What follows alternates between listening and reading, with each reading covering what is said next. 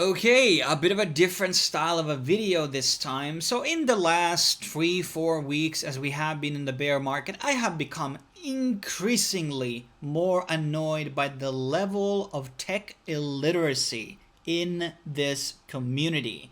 And whatever it's in Reddit or in Biz or by legacy media or by YouTubers talking about Web3 and NFTs, I see so many statements that are being made which are just technologically not true. And also the sad thing about the bear market is that every crypto YouTuber like me are losing views because people get really less interested in crypto as the prices go down, which is a very sad indicator that there's really very few people who are interested in the actual technology. And I wish we would have much more growth in those people who are more invested in the actual technology, the scalability of it, the solutions that it can offer, and also the applications that can be built top of blockchain technology. So I have picked out basically 3 Reddit articles here, which have comments, and the post itself have a lot of like very bad low IQ takes. Now, especially now that we are in the bear market and you can't really make that much money, the logical thing would be actually research. How does blockchain work? How does this thing scale? Compare the blockchain technologies with each other. And when the next bull market happens, you're going to be ready there, understanding everything. And you can make a lot more educated decisions. What can scale? What can fail? Etc. But whatever. Let's move into the first post, which is by a guy talking about like why he's very bullish on Ethereum. Now, I mostly agree with everything that this guy says. There's a couple of points I would want to address that he also talks about. And this goes into the merger, how it's like decreasing the rate of inflation, 80 to 90% drop as he's speaking here. I think the number is 90% because it's triple halving.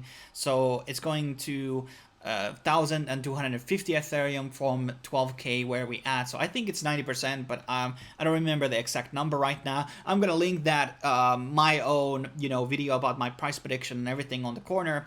But this is all good and dandy. Then he also makes the statement that this is the by far the largest environmentally friendly blockchain. So I don't know what that means. Does it mean largest by the market cap, or does it mean that Ethereum is now the most environmentally friendly blockchain?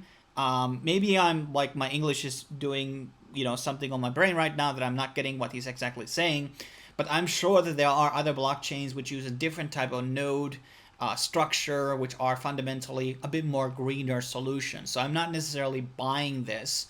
And also like power efficiency can be measured in different ways, how much trash transactions there are, what is considered value. These are very subject. So this is a very subjective take. I do agree to some degree with the statement though. And then there's obviously talks about like the Ethereum staking rewards, and this goes into a lot of like what is the potential API that can be given. We still don't know what is going to be the emission rates after, because that is also like the amount of being staked also has a play into that, how much we're inflating. Now there's a lot of things here he talks about the roadmap, blah blah blah. I agree with most of this stuff, and talks about Arbitrum and Optimism and wide variety of dApps. So this is one of the things like here which is just not true. A lot of other like layer 2s and, well, what do you want to call them really, like let's say Polygon or Binance Smart Chain or even probably KuCoin Chain. A lot of other like EVM based chains which have a lot more dApps than Arbitrum and Optimism. I would argue that Optimism and Arbitrum are still like very early on, and now that Optimism has their own token now, and Arbitrum is likely going to be launching their own, that's going to be increasing the amount of people going to be interested in working on the ecosystem. But whatever. And cheaper transactions, blah blah blah. Not really interested in that. But there is obviously like one of the things I really wanted to talk about in this one is that, where is it again?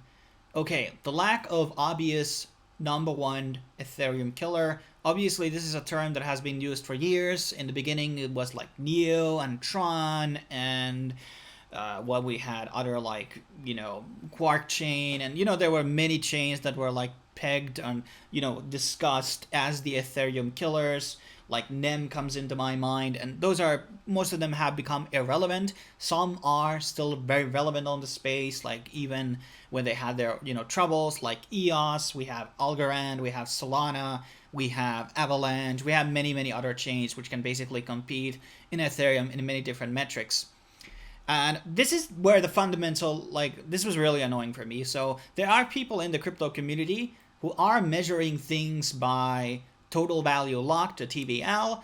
And also he's saying the best way to measure the adoption of layer 1 chain is to compare the fee revenue. And this is absolutely a bullshit statement. So just because people are willing to do transactions on high fees doesn't mean that the adoption is going up. The adoption can be measured by A, unique wallets, B, the amount of transactions that happen on the network. Ethereum right now is having a roughly around 1 million transactions per day. So for example, we have Solana. Now Solana is a bit more controversial example here, but here we have, I think this is 81 million transactions done on the last 60 hours.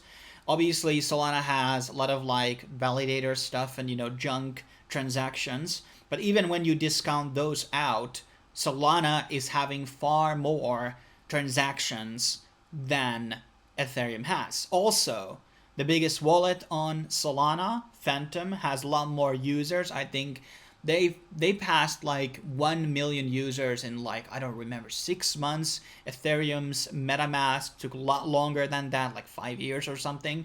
So Phantom, for example, is by far probably the biggest wallet right now in crypto. Correct me if I'm wrong.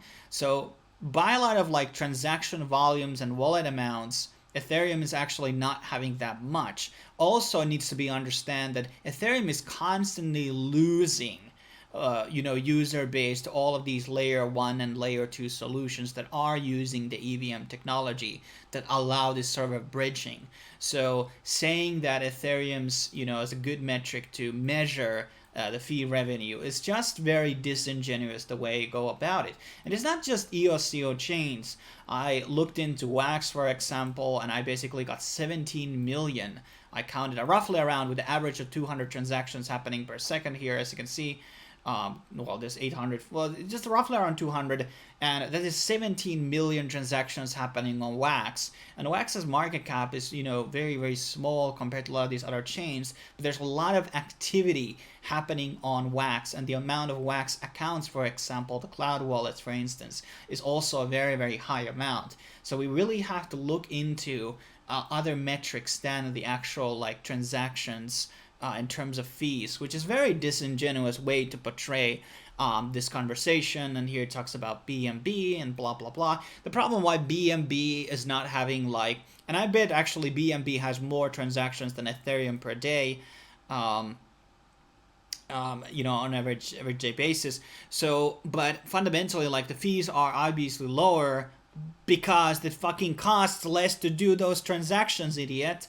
Obviously, it's only 600,000 because the transaction average is like 11 cents and Ethereum is in dollars. So obviously you're gonna be, this is like the most dumbest fucking statement I've seen in a while. Like, and Ethereum provides 100% the value the users that the closest true competitor does. Yeah, once again, like, pretty bad. And there's a talk about like the provably neutral smart contract platform. I mean, that's a very up for debate, like how we measure decentralization. Like, for example, Vitalik makes constantly, pretty political statements and non-neutral statements in general, does donations like for Ukraine. Obviously, these are not done under the name of Ethereum, but this is the CEO.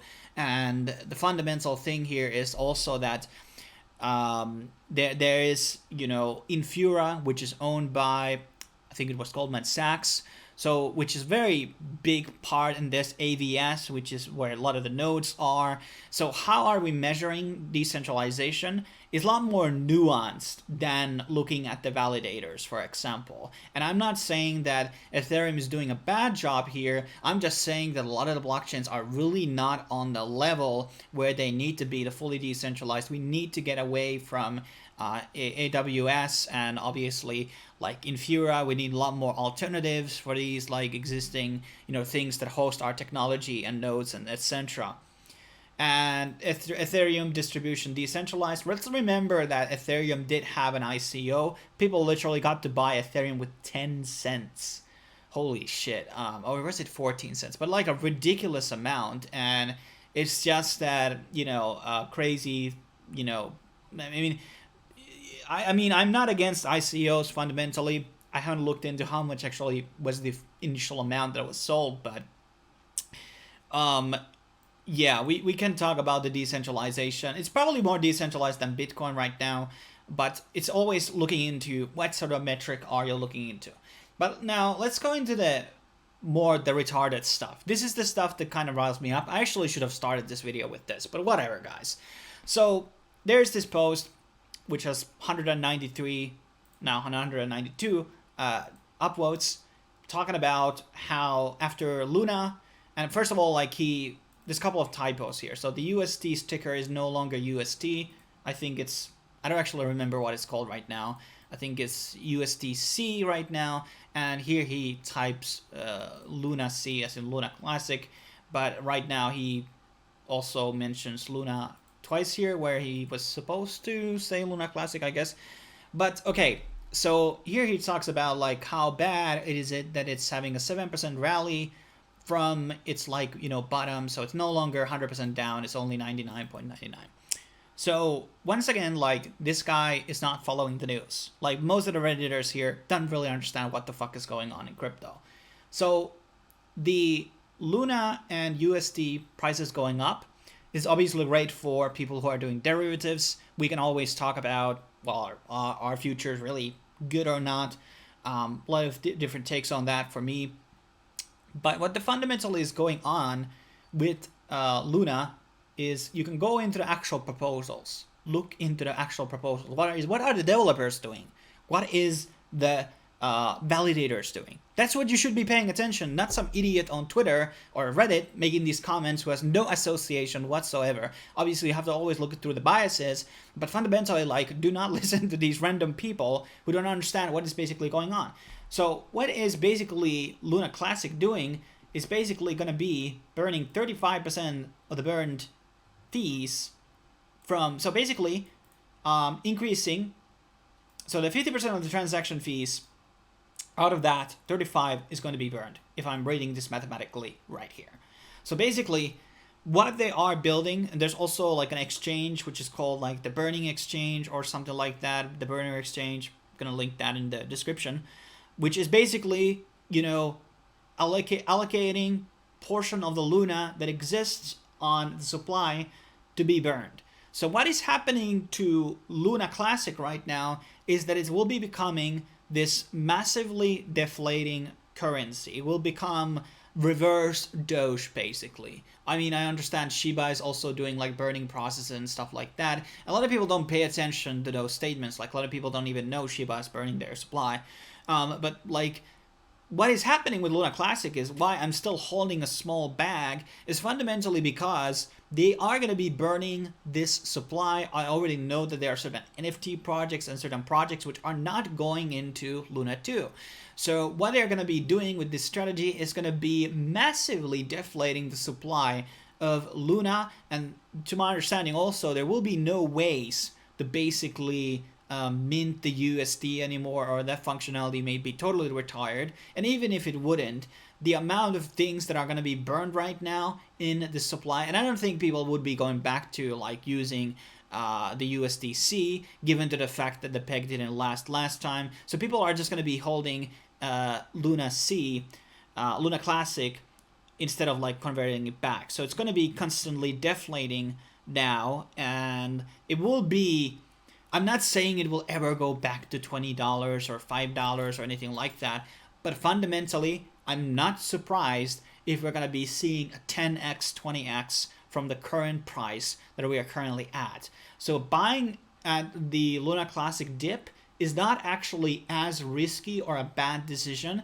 as a lot of people are making it out to be due to the tokenomics. A lot of the community has bailed out, but it still was a very large blockchain, top 10, and still by the people who are remaining, there are going to be a lot of people coming in as they're going to be seeing the price going up, and these, new ecosystems are going to be, the burning exchange and all of those going to be launching. That's going to be having more people coming back in, and etc.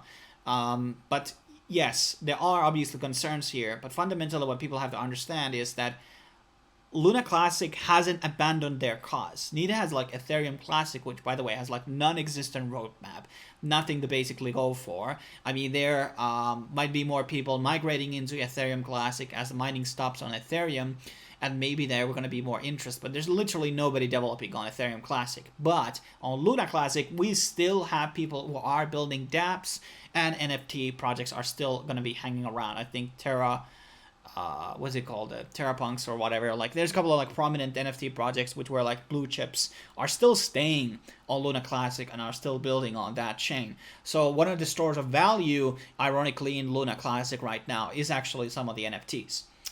But let's move into our last post here, and this is kind of about NFTs falling off the cliff, and this is by Bloomberg.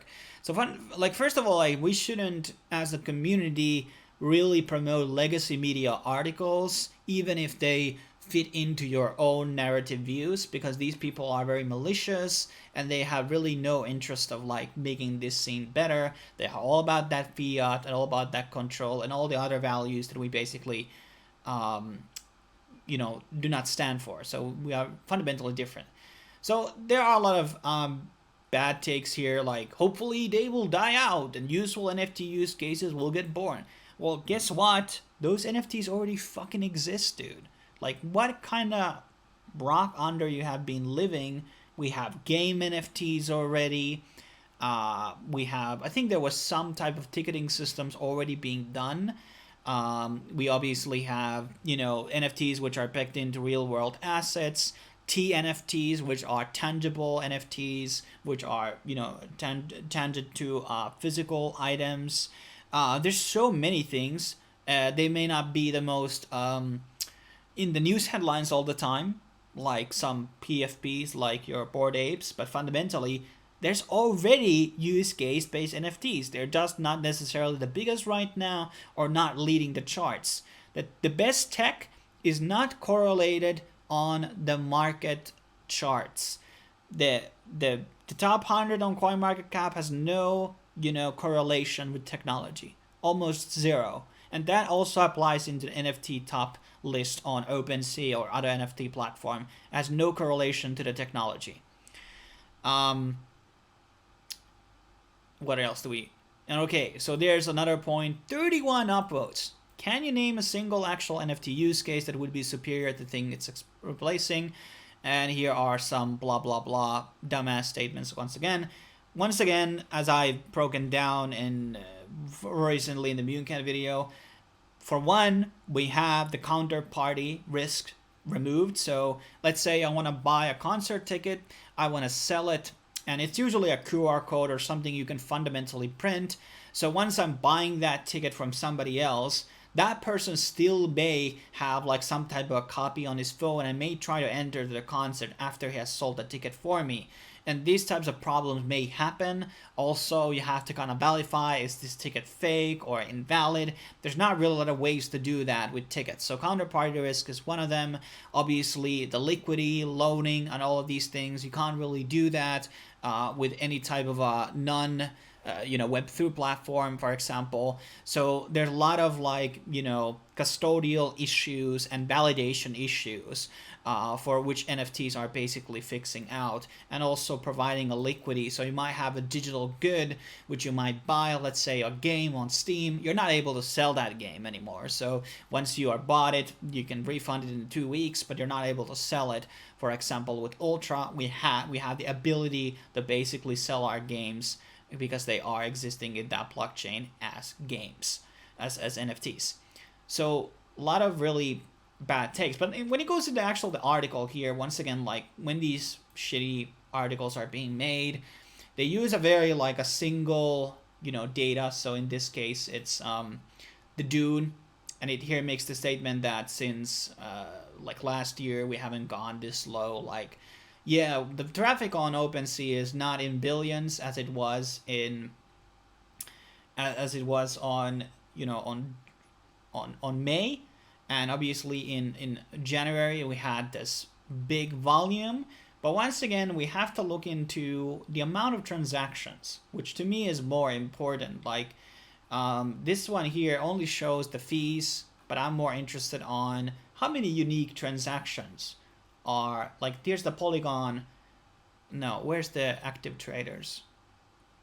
So here we can see the traders. So the trader chart is very different from the actual volume. So even though in June we have gone down like what 6-7 times from the top, but in terms of the user base we have only gone down like 30%. So the activity here still is existing on OpenSea. So volume goes down, whales are going down, but everyday users have stayed on for a longer time. And there's also other markets on OpenSea, which is another one that never gets talked about. I think Atomic Hub is another great example where, there's a correlations here. So the darker red charts are the amount of sales that are happening, and the orange is basically the actual volume. So here you can, for example, see that back in last year there was massive amounts of sales going on, but the volumes were very low. While in here, this was in May, roughly on May, and end of April, and then on November there was a huge load of volume, but actually the amount of sales that happened was significantly less than it was here. So this is a very fundamental thing that a lot of people don't talk about. To me, it's very important to see that there's still people interested, still people building and transferring things. Obviously, the way that Ethereum is designed, the gas fee is going to be having correlation, which there should be a chart which correlates the gas fees with the amount of transactions. But fundamentally, like, these are, there are many ways to look into these metrics and stats, and also like how much are the Bored Apes going down.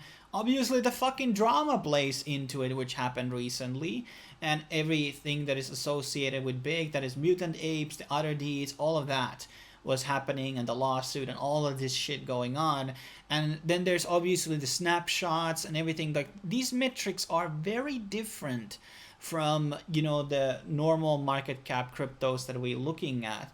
So fundamentally, like, I think it's very wrong way to look into the index of blue chips, and like these are I mean, they give you some type of a direction what's going on, but fundamentally, like, there are so many nuance into these conversations, and like the way the market reacts, and like, once the other deeds are, for example, distributed to the holders of the Bored Ape Yacht Club holders, the Bored Apes are going to go down on price again after they get their NFTs. So, and the other deed price is also going to be going down because there's going to be huge inflation of new lands merging.